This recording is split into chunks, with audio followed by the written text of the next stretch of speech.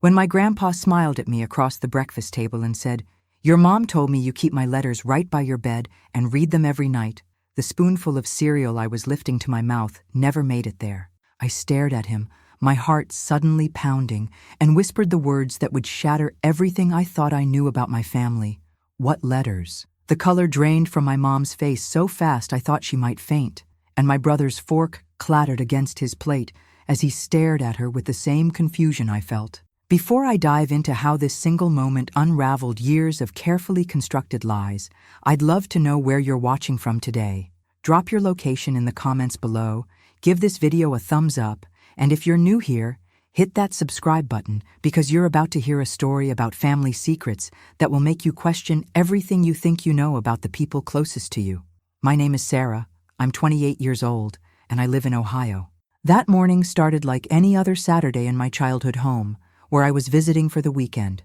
Mom was making her famous pancakes, my brother Jake was scrolling through his phone, and Grandpa Henry, my dad's father who lived just 2 towns over, had stopped by like he did most weekends. At 82, he was still sharp as a tack, still driving himself around, and still the warmest, most loving person I'd ever known. "Sarah, sweetheart," Grandpa said, his eyes twinkling with that familiar warmth as he buttered his pancakes. "Your mother was just telling me how much my letters mean to you. She said you keep them in that little wooden box by your bed, and that they help you feel close to me when I'm not around."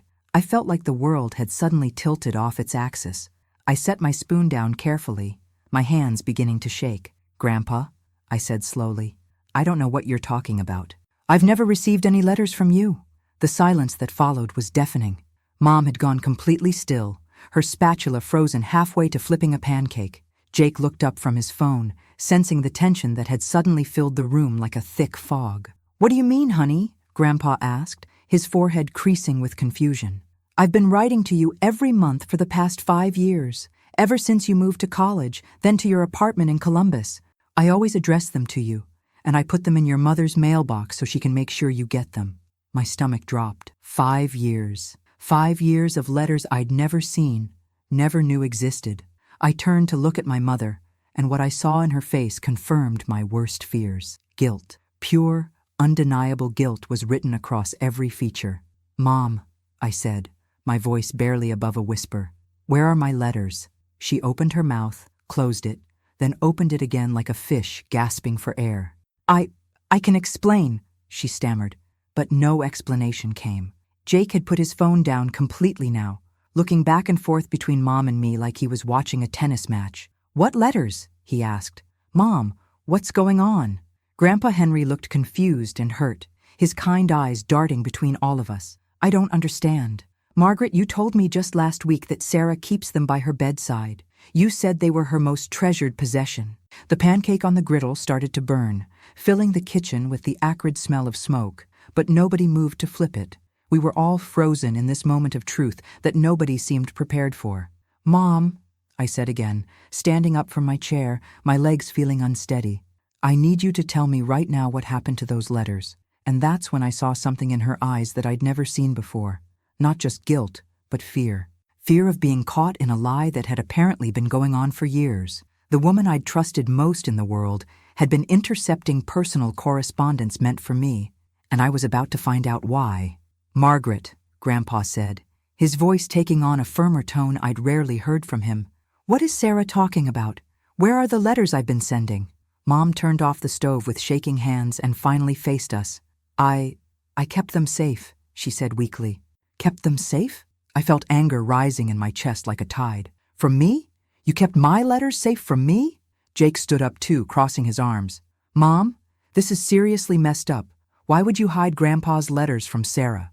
"You don't understand," Mom said, her voice getting defensive. "You don't know what those letters said. I was protecting you, Sarah." "Protecting me from what?" I demanded. "From my grandfather's love? From his thoughts and feelings? What could possibly be in those letters that I needed protection from?" Grandpa Henry looked devastated. "Margaret, those letters were personal. They were between me and my granddaughter.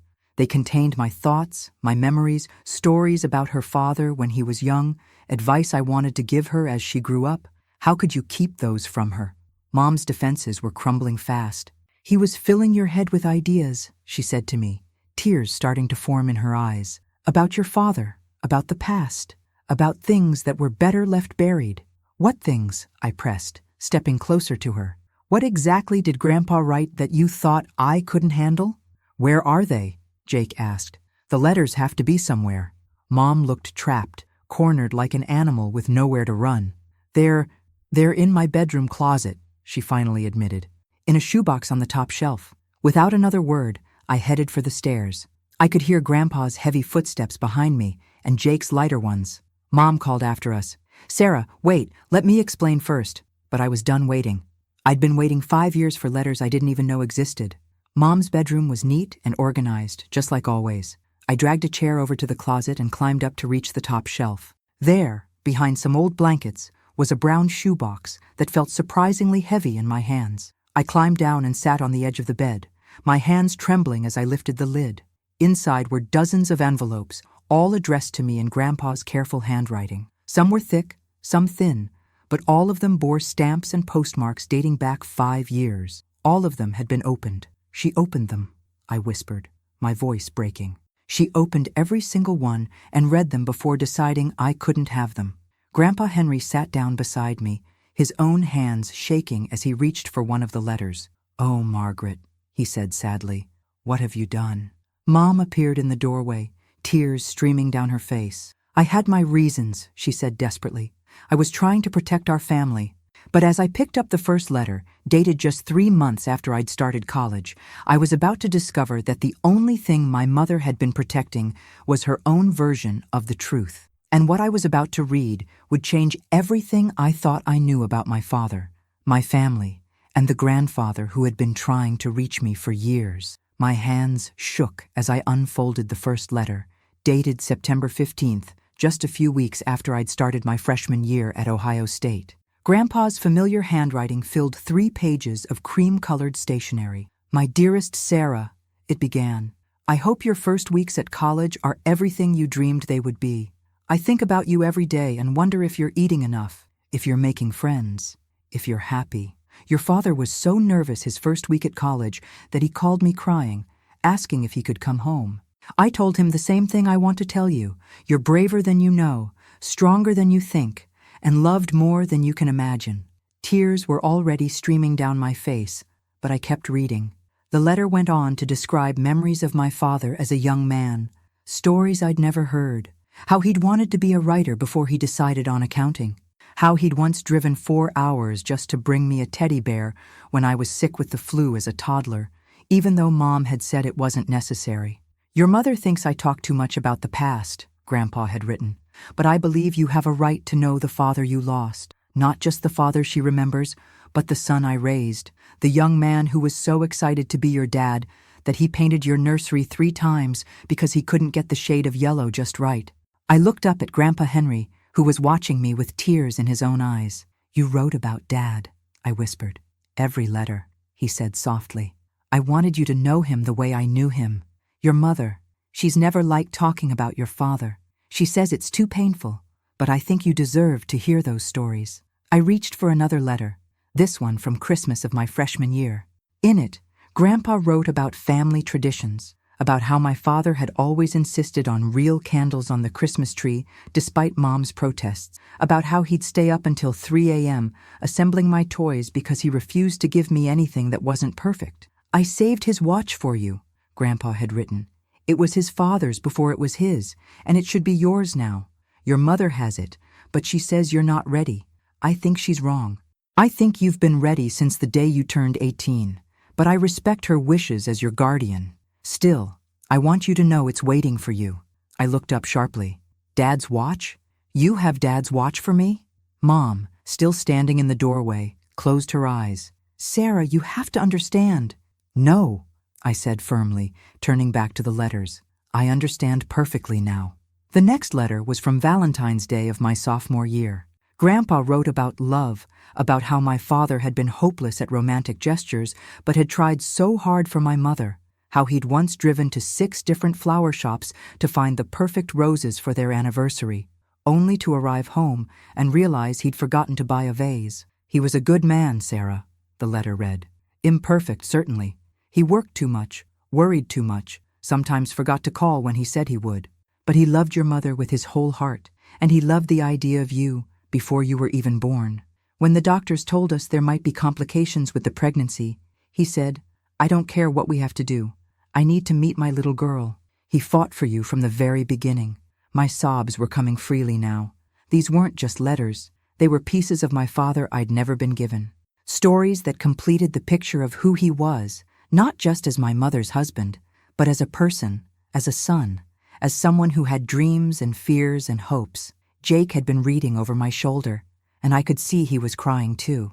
"Mom," he said, his voice thick with emotion, "how could you keep these from her? These are beautiful." I picked up letter after letter, finding birthday wishes I'd never received, encouragement during exam periods I'd struggled through alone, advice for heartbreaks I'd cried through in my dorm room. In one letter from my junior year, Grandpa had written about his own mistakes as a father, about how he'd learned to be better from watching my dad with me. "I know I wasn't perfect with your father," he'd written. "I was too hard on him sometimes, too focused on discipline, and not enough on just enjoying him. But watching him with you taught me what unconditional love really looked like. He never made the mistakes with you that I made with him. You were his chance to do everything right, and he did. Even in the short time he had with you, he did everything right." As I read letter after letter, a complete picture of my father emerged, not the saint my mother had painted him as, but a real person with flaws and dreams and a tremendous capacity for love. And through it all, Grandpa Henry's own love poured off every page, his desperate desire to stay connected to me, to share these memories and stories and pieces of wisdom. The last letter was dated just 2 months ago. "I'm getting older, Sarah," it read, "and I worry sometimes that I won't have enough time to tell you everything I want you to know. That's why these letters are so important to me. They're my way of making sure that even when I'm gone, you'll still have pieces of your father and pieces of me. Love doesn't die when people do. It just changes form. It becomes stories and memories and letters kept close to the heart." I looked up at my mother, who was now crying as hard as I was. "How could you?" I whispered. "How could you keep all of this from me?" And that's when she finally told me the truth that she'd been hiding for 5 years, a truth that would explain everything, but would also change our relationship forever. Mom sank into the chair by her bedroom window, her shoulders shaking with sobs. "You want to know why?" she said, her voice broken. "Because every single letter made your father sound like a saint, and I couldn't. I couldn't compete with a ghost, Sarah." The room went completely silent, except for the sound of her crying. "What?" I whispered, still clutching the letters to my chest. "Your father wasn't perfect," she continued, the words tumbling out like water through a broken dam. "He was wonderful, yes, but he wasn't the man your grandfather writes about in those letters. He worked 16-hour days, Sarah. He missed your first steps because he was at the office. He missed your first words, your first day of school, dozens of bedtime stories because he was always working." Grandpa Henry stood up slowly, his face grave. "Margaret, that's not fair, and you know it." "Isn't it?" Mom shot back, anger mixing with her tears. "You write about him like he was father of the year, but I was the one getting up at 2 a.m. when Sarah had nightmares. I was the one taking her to doctor's appointments, to dance classes, to school events.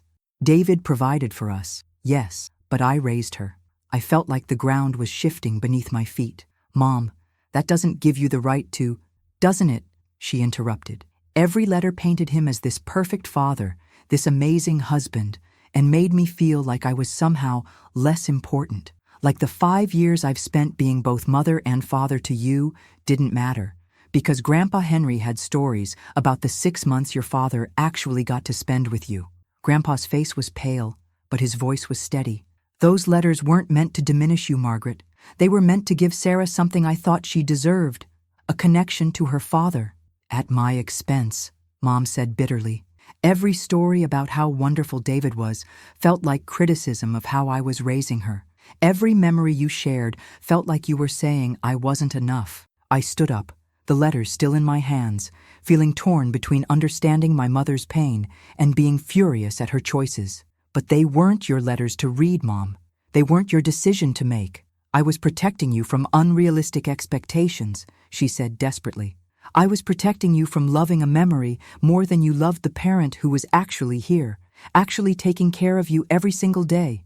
Jake, who had been quiet through this whole exchange, finally spoke up.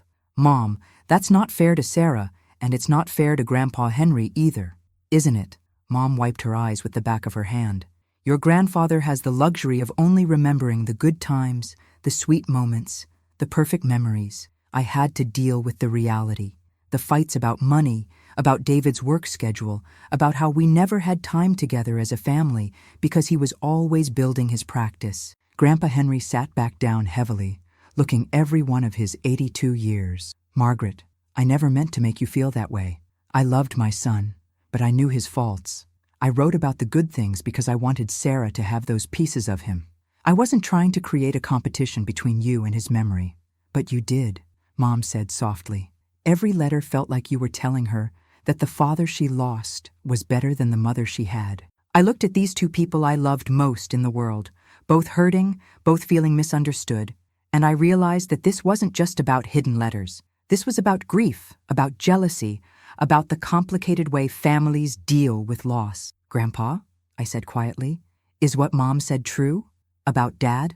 He was quiet for a long moment, his hands folded in his lap. Your father worked too much, he said finally.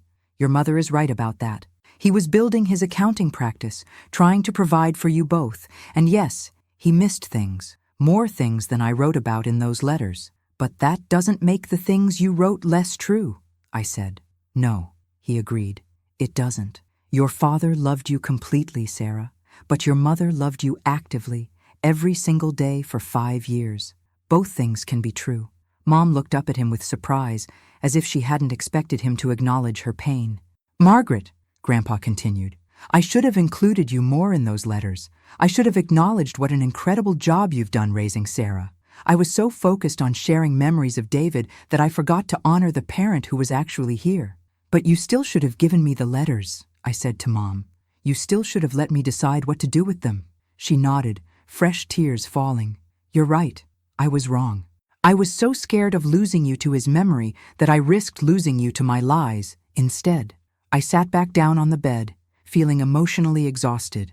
I need some time to process all of this, I said. But first, there's something else. Grandpa, you mentioned Dad's watch in one of the letters. Mom, do you have it? The look that passed between them told me everything I needed to know. There was still more to this story, and I was about to find out just how deep my mother's deception had gone. Mom got up slowly and walked to her dresser. From the bottom drawer, underneath what looked like old sweaters, she pulled out a small velvet box. Her hands were shaking as she handed it to me. I was going to give it to you, she said quietly. On your wedding day, or when you graduated, or I don't know. I kept waiting for the right moment, and the right moment never seemed to come. I opened the box with trembling fingers. Inside was a beautiful gold watch, clearly vintage, with an inscription on the back that read, To David, with love and pride. Dad. Below that, in different handwriting, To Sarah, with all my love, your father. He had it engraved for you, Grandpa said softly.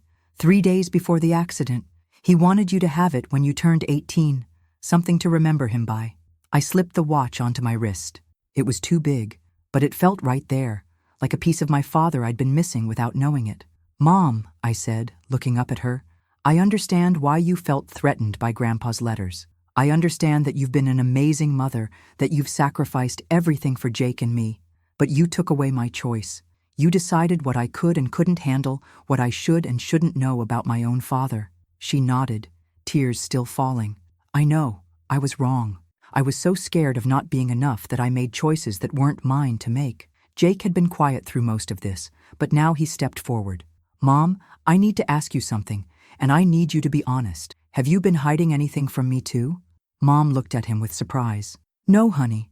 Your father is still alive, still part of your life. I never felt the need to manage your relationship with him the way I did with Sarah and Grandpa Henry. But what if something happened to Dad? Jake pressed. Would you hide letters from his family too?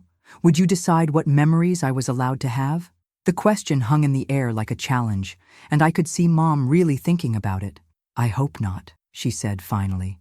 I hope I've learned something from this. Grandpa Henry stood up and walked over to Mom. To my surprise, he put his hands on her shoulders. Margaret, you are an extraordinary mother. Sarah is kind, intelligent, strong, and loving because of how you raised her. I should have said that in every letter I wrote to her. I should have made sure she knew that. Mom broke down completely then, sobbing into his shoulder. I'm so sorry, Henry.